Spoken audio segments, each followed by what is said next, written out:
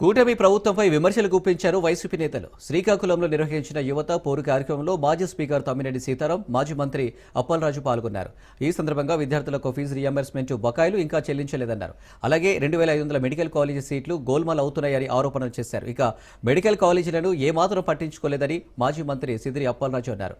పేదలకు అవసరమయ్యే వైద్యాన్ని, విద్యను నిర్లక్ష్యం చేస్తున్నారని మండిపడ్డారు.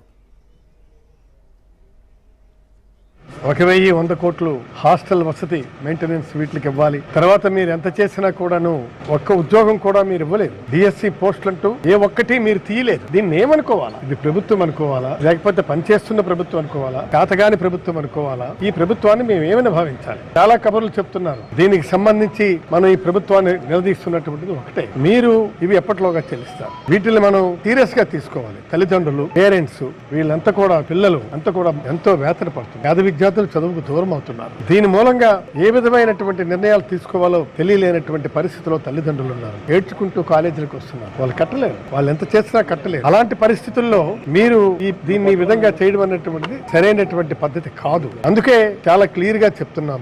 ఈ కార్యక్రమాన్ని ఇక భవిష్యత్తులో ఉధృతరం చేస్తాం. స్టూడెంట్స్ తరపున ఖచ్చితంగా ఇవాళ మాకు తెలిసి వాళ్ళు అన్ని కాలేజీలకి ఫోన్లు చేశారు. అయినా ఫోన్లు చేయాల్సిన అవసరం ఏంటి లేదు. వాళ్ళకి ఎగ్జామ్స్ అవుతుంది. ఎందుకు we don't want to disturb them. వాళ్ళు ఫోన్లు చేశారు కన్సర్న్ ఎమ్మెల్యే. అయినా మేము వాటిని కూడా గౌరవించాం. ఓకే, ఫోన్లు చేశారు, రావద్దు. ఈ సంవత్సరం అయిన తర్వాత మళ్ళీ సంవత్సరం ఫోన్లు చేస్తారా? చేస్తే ఆగుతారా పిల్లలు? ఏమిటి నిర్ణయం? ఇది ఎంతవరకు